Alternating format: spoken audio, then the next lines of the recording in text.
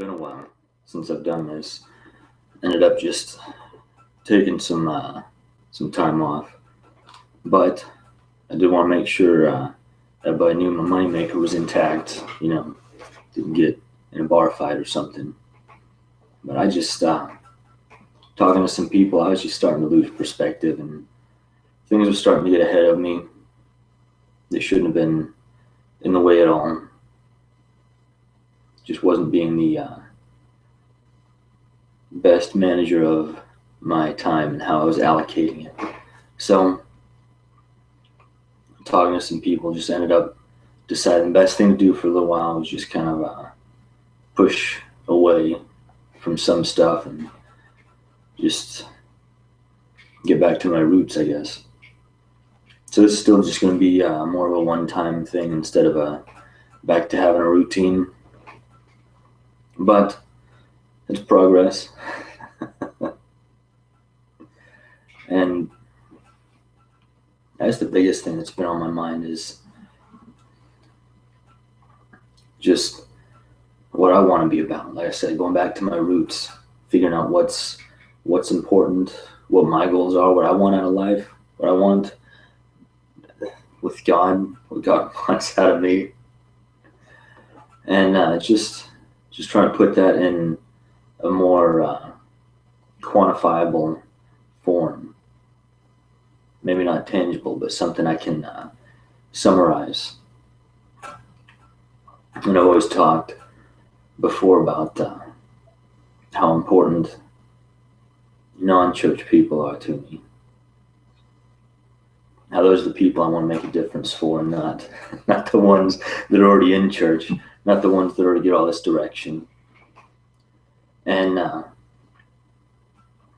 ended up, I don't know how it is all over the rest of the world, but on Wednesday nights, that's like the midweek church service, so people can come in and get their spiritual sponge bath and feel a lot better about themselves till Sunday. And I ended up stopping at a little ice cream fast food place later in the evening, forgetting it was Wednesday and all these churches were letting out, and there was just a bunch of people in there just being loud and obnoxious. I was there hanging out with a friend and just chatting. And I was just, I don't remember what exactly I said, but it was something derogatory about church people, about how they can do whatever they want because God loves them more than anybody else. And this friend was like, when I first got to know you, when we first started talking, I thought you were like an angry atheist or agnostic or something because of how you talked about all these people. And I may have been a little more extreme in times past. I'm trying to tone it down some without losing the edge. And I've been,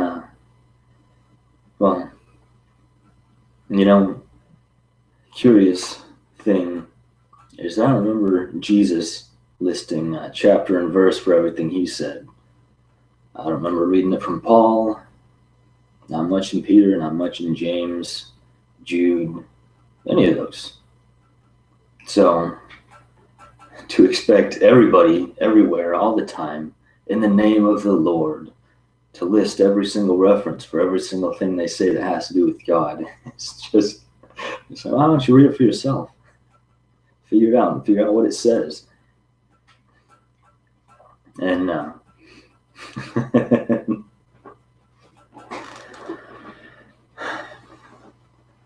but I've been I was reading and listening to John for a long time in the gospel.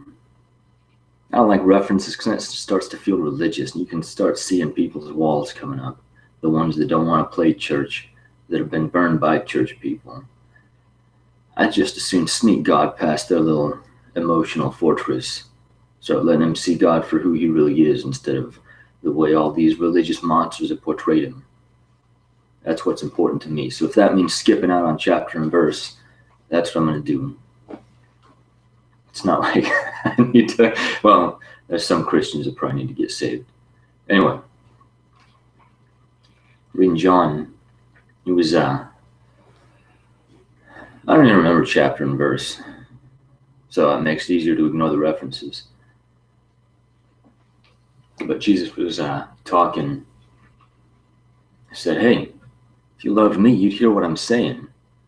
If you love me, all this stuff would sink in. You'd have ears to hear it, no matter what it is I'm saying. You'd know it's there. You'd know it's truth. Something about it would just have an anchor inside of you. You wouldn't be able to shake it. If we loved him, we'd hear what he has to say. We'd do what he has to say. And then we see all these different people saying all these different things about God, about the Bible. It's like, well, which one's right? A lot of people are just looking at which one hasn't hurt me, if they're even looking at all. And then here lately, I've been listening to Luke. It's a little harder to listen to Luke because it takes like 2.5 hours. It's a little more involved, but just going through it, I was listening to a part about John the Baptist, and like when he had his first cameo in Luke, after talking about what Isaiah had to say about him, and then all these people come out to see what this guy's all about. And then John just lays into him. He calls him all these names. I mean, basically like a contemporary, well, call them brood of vipers, but basically pretentious, self-absorbed, selfish hypocrites-ish. That may not be an exact translation. Like, hey, this, you can't keep living like this. The axe is laid at the root of the tree. Either you're going to bear good fruit, you're going to bear bad fruit, but you're going to bear fruit one way or the other, and you're going to be exposed for what you are. So let's just get this out of the way. I mean, he just lays into these people, and all of a sudden, and then the people, not the religious leaders, the people, the common people, are like, well, how do we fix this? How do we make this better? How do we get this right? How do we get right with God? And then tax collectors specifically asked John, it's like, well, what do we do? And John's like, well, quit extorting people, quit blackmailing people, quit stealing from people. And then these police officers, basically the law enforcement, they come up to John, well, what do we do? And John's like, quit intimidating people, quit leveraging your position for blackmail. You notice it had to do with respect and honesty and integrity, not the kind of music they're listening to, not the kind of clothes they wear, not the kind of colors they like.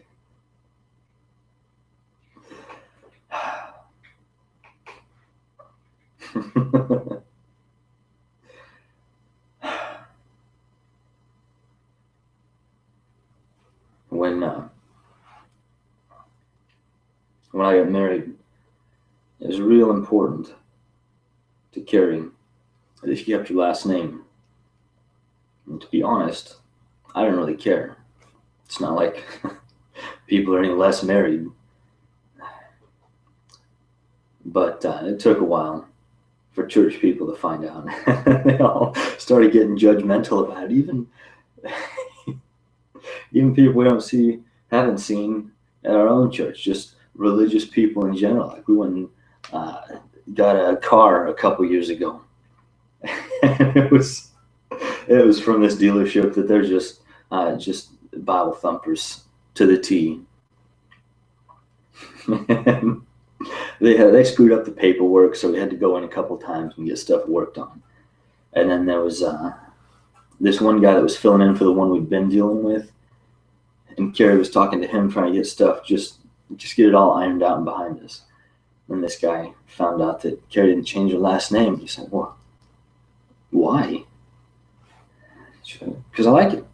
Well, doesn't that bother your husband? No. It's just the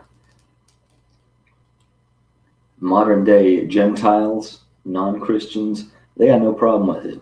A lot of them actually applaud the decision, which is funny. And then we got the super Christians, where God can only be pleased by the way we perceive society. by jumping through those loopholes, those rings of fire, instead of just figuring out what is important to him and doing that. Did you know people are more important to him than somebody's last name? I mean, come on. I know people that hate church that do more good for their community than people in church.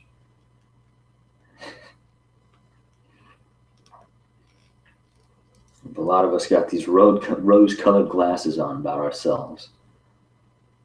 Another spot in Luke, especially, just because I guess that was the one I was listening to. It was there's the Beatitudes. And then Jesus like, you'll get taken care of when people revile you, insult you, hurl insults at you, just do mean things to you, and they exclude you. For my name, in my name, for God's sake. Not because you're an annoying religious tool. And that's actually where a lot of people are. That's where I was at a long time, when I especially before I moved down here. I was so passionate without even really knowing God, without even having much patience for people. I was just wanting to take all this truth and shove it down their throat so they'd be as happy and passionate about it as me. I lost a lot of friends that way. Ended up rebuilding some of those bridges since, but it did some damage that some of it just can't be undone. I was not being excluded for God's sake. I was doing stuff for God, so I thought. I was doing stuff in the name of God, trying to represent God. But I was just so ignorant and self-absorbed. I didn't even realize really what I was doing to people, except pushing them away from me and from the truth that I did manage to have so far. I had the absolute ignorance to call it persecution back then. To ask God if it was persecution, I guess, not really putting a label on it.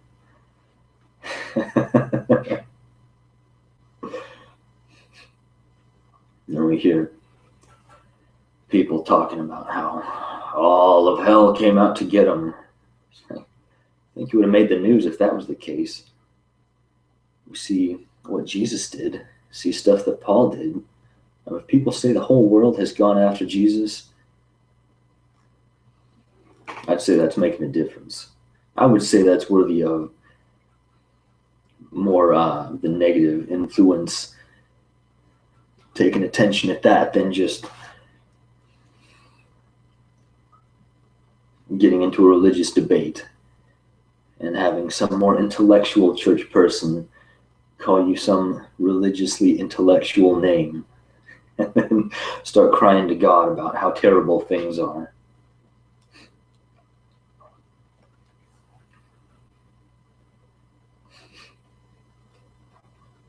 It's more important to me that I can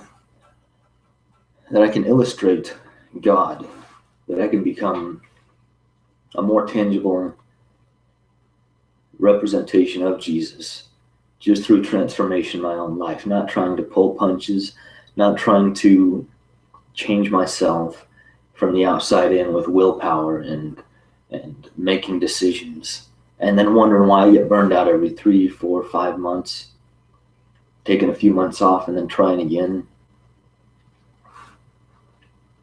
I even told this one guy that.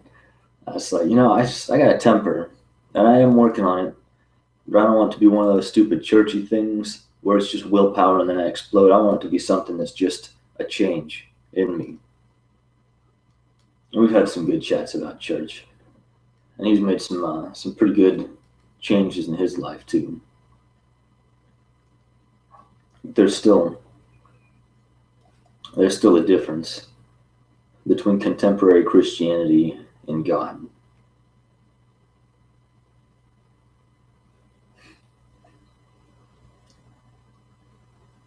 I think, you look at a lot of churches, a lot of ministries, probably 3 to every one just that I know of, and I don't even like keeping up with most ministries. Well, there's 3 churches that just try and turn into this weird little cultural cesspool. Just grounds for intellectual, spiritual inbreeding. And then you get the one ministry that's trying to get by, and they're just trying to make people's lives better. They're trying to make a difference, not just for Christians, but for non-Christians. They're trying to get people to see God for who he really is. And they're doing it at their own expense, not trying to do it on the backs of church people, on the backs of their congregation.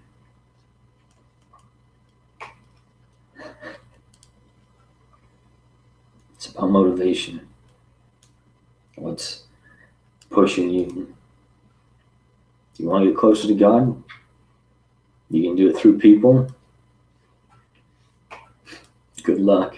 You'll never really know him that way. I heard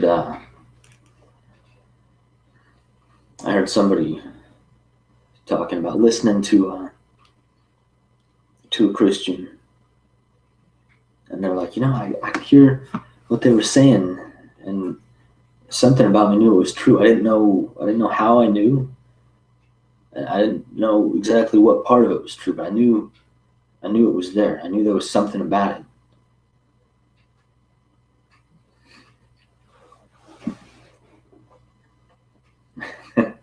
Stories like that are why that piece in John just keeps jumping out at me. If you love me, you'll hear what I'm saying. I don't care if you spend your whole life in church or not. If you love me, you'll hear what I'm saying. If you love me, you'll study what I'm saying. If you love me, you'll do what I'm saying. You'll figure out between the lines, between what everybody else has to say about it. You'll read it for yourself and latch on to the things that just become substance to you.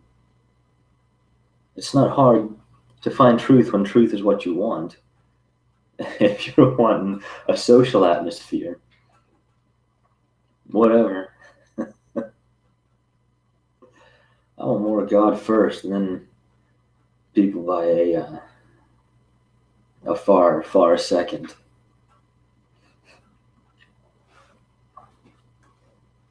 Well, it took a while to really figure out that that's how it was going to be. Because for a long time I did miss having people I felt like I could just open up to. But at the same time, those people were the ones that kept trying to screw me up and kept trying to make me their disciple. And I was like, you're wasting my time and yours. So quit talking to them. But God's got so many safety nets for us. The problem is we just can't see them. And the other problem is we're still looking for them. They're past what we can see. So how are we supposed to be able to trust God? It's just a decision we got to make. If we love God, we hear him. If we hear him say, hey, do this, I don't care how much it costs. Well, God, that kind of sucks. What about, I was going to do this and this and this with this money. And God's like, hey, do this. This is what I'm asking you to do. If you love me, you'll hear it. You'll do it. I said, oh, crap. All right. Well, we'll give this a shot. I never understood a lot of these super ministers, especially early on, especially the ones that just try and act like they hear God so well that haven't been doing it for 30, 40 years. They're guessing just as much as you or me or anybody else. They're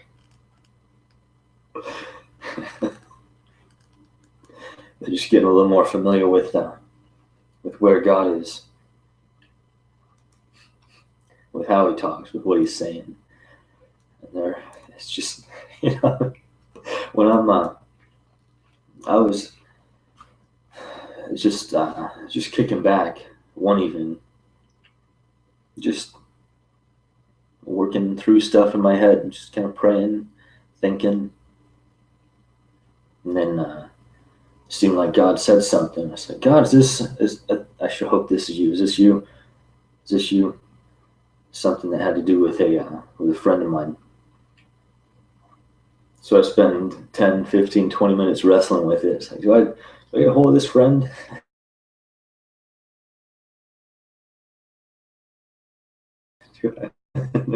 So finally I said, screw it. I'm gonna give this a shot and see what happens. So I call this friend up. I say, hey, take this with a grain of salt, because this ain't gospel, but seems like God was telling me you made a misstep somewhere. And they're like, well, I did this. I said, no, I don't know what's that. Well, I did this, and I just trying to think, and ended up, yeah, that time it was God. I was pretty nervous there for a few minutes. I was like, man, I hope I didn't screw this up again. You're gonna start doing something for God. You're gonna learn that screwing up usually has a much longer lasting lesson than having nothing but success all the time. I don't know how many times somebody just kept coming to mind. I don't know why. I said, God, so what's going on here? Is this you? What am I doing? And then they just kept coming to mind. So I'd give them a call. I'm like, hey, Pete, what's up? I was just trying to subtly feel it out. Oh, nothing. Just hanging out. Okay, what you need? What you call for? I don't know. I was hoping you just have a breakdown or something and talk about how the Lord delivered you with my phone call or something. You were just hoping somebody would get a hold of you during this terrible emotional turmoil. That wasn't the case at all. They were like fishing or something.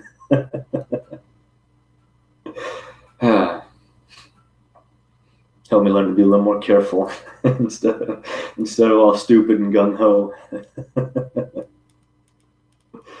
Oh well, that's how we learn.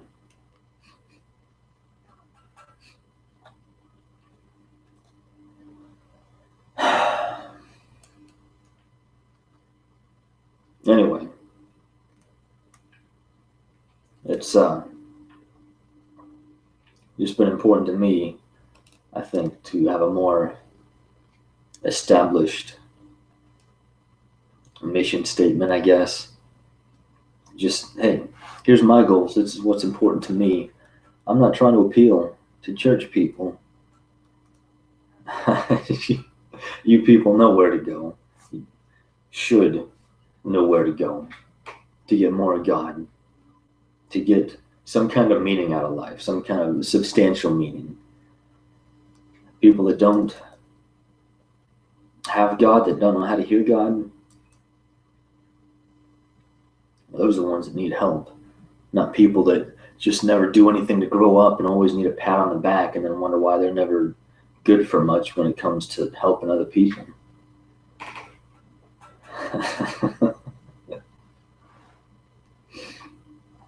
If you know what you're supposed to be doing and you don't do it,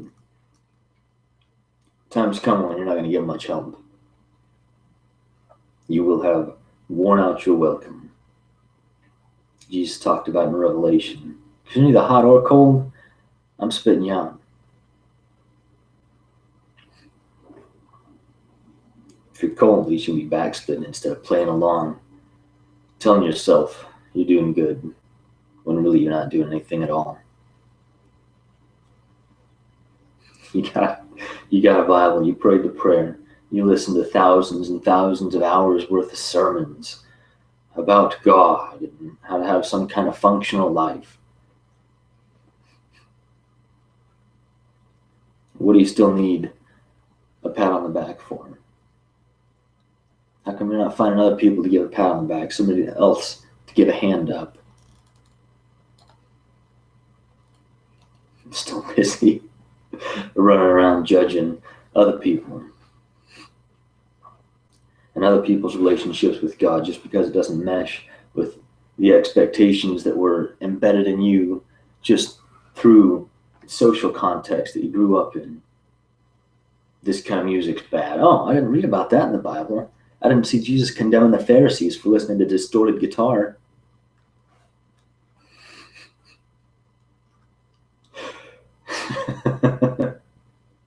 Stupid.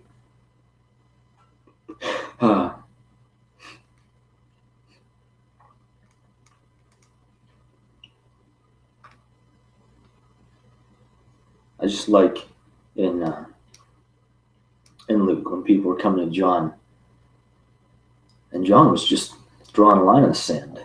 It's like, hey, I know pretty much all you guys here are hypocrites. You can fix it, or you cannot. But don't expect much more of God if you don't. Quit hiding behind lies and games and telling yourself you're okay. And doing stuff that doesn't really have anything to do with God, thinking it's ministry. And then all these people are like, oh, what do I have to do? Start waking people up. They quit extorting and blackmailing and intimidating because they saw they couldn't get away with it anymore. Before John came along, the examples they had were in the church. And those are the ones that were the hypocrites, the ones Jesus was just lighting into. Travel land and sea to make a proselyte, and then you make him twice as bad as you are. You push him even further away from God in the name of your own selfish agenda. You pass all these judgments, you expect all these other people to do stuff, and you don't do a single thing to help any of them. Jesus had a few things to say about that. But that's what these tax collectors, the law enforcement, all the common people, that was the religious example they had. One just rife with hypocrisy. Like, well, if they get away with it, why can't I? And then here comes John with a conscience and some standards. Imagine that. And then these people start seeing a difference. They start seeing God doesn't have much to do with the Pharisees, with the Sadducees, with the scribes, the hypocrisy, with the lies, with the selfish judgment, the indifference to people beneath them.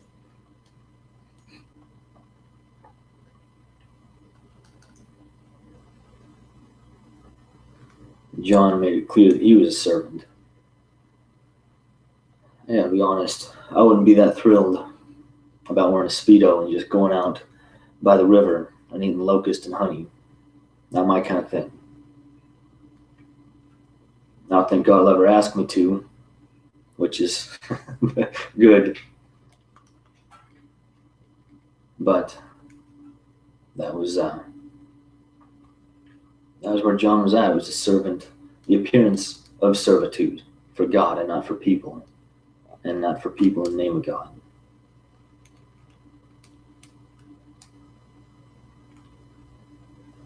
So,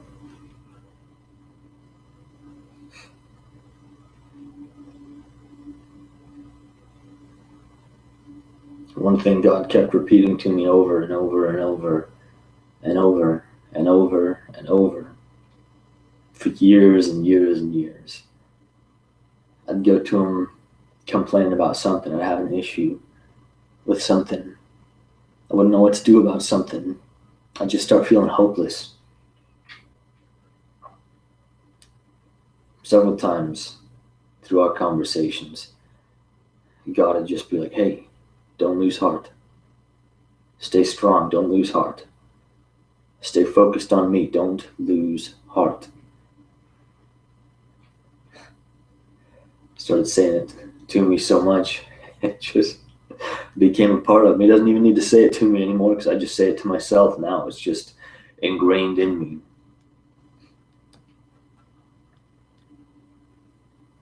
But don't lose heart. You follow God, man. Things are going to get worse before they get better. All these promises about comfort and riches and prosperity and peace and blah, blah, blah. All that stuff. The entirety of it, the completion of it, the wholeness of it, the fullness of it, that's all on the other side of this whole life.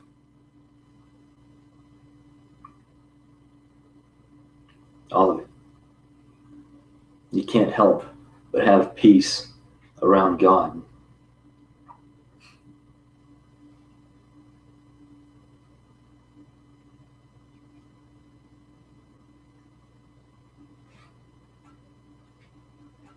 We can learn how to appropriate it now.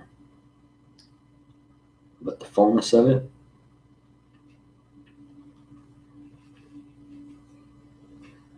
not until we see God.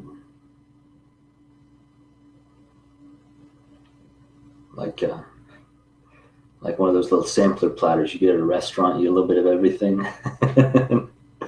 But just enough to let you know is if this meal kind of sucks, if these cheese sticks, they're terrible here. I don't want to buy a whole serving of them. I'm just going to stick with the sampler. That kind of thing. We don't have the entirety of it yet. Paul talks about that too.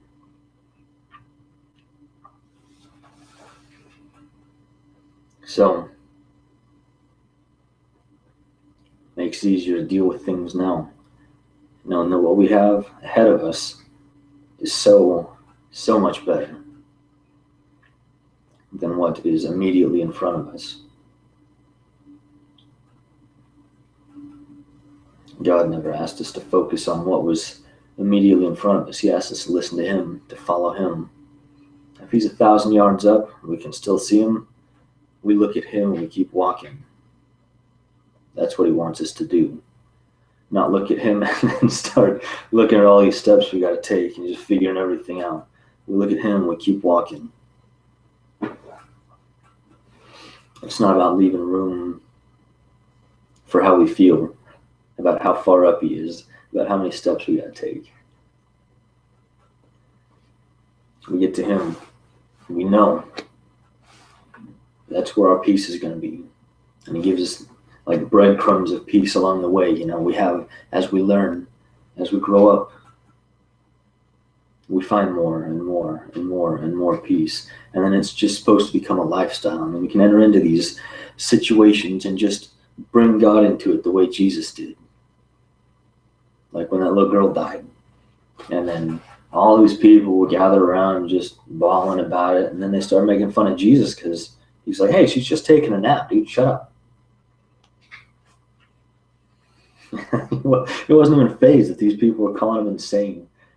It wasn't fazed when religious leaders started criticizing His pedigree, started prodding Him about His family. It wasn't fazed when they were going to throw Him off a cliff, when they were going to stone Him.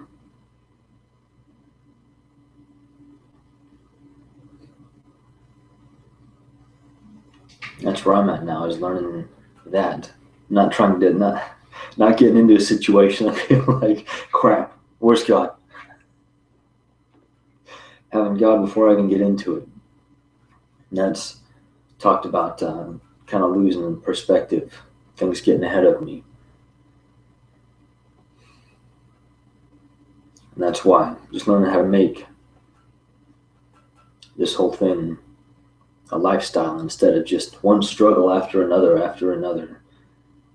So, man, I'm just trying to plug into God so I can just kind of chill through all this stuff. Let the whole world melt down, man. I still got Jesus. That's where I'm trying to get. I ain't there yet, so let's not kid ourselves.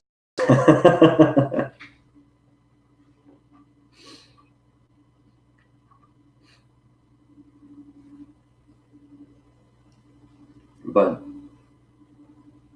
if you really, really, really want God, start looking.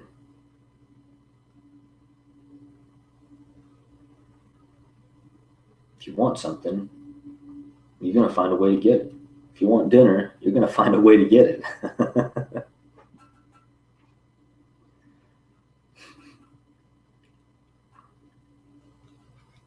Anyway,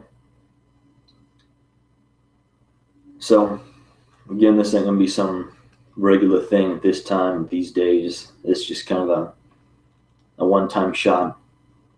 Let everybody know my moneymaker was intact. I'm still all right. No glass cuts from bar fights or anything like that. So, love you guys. Peace.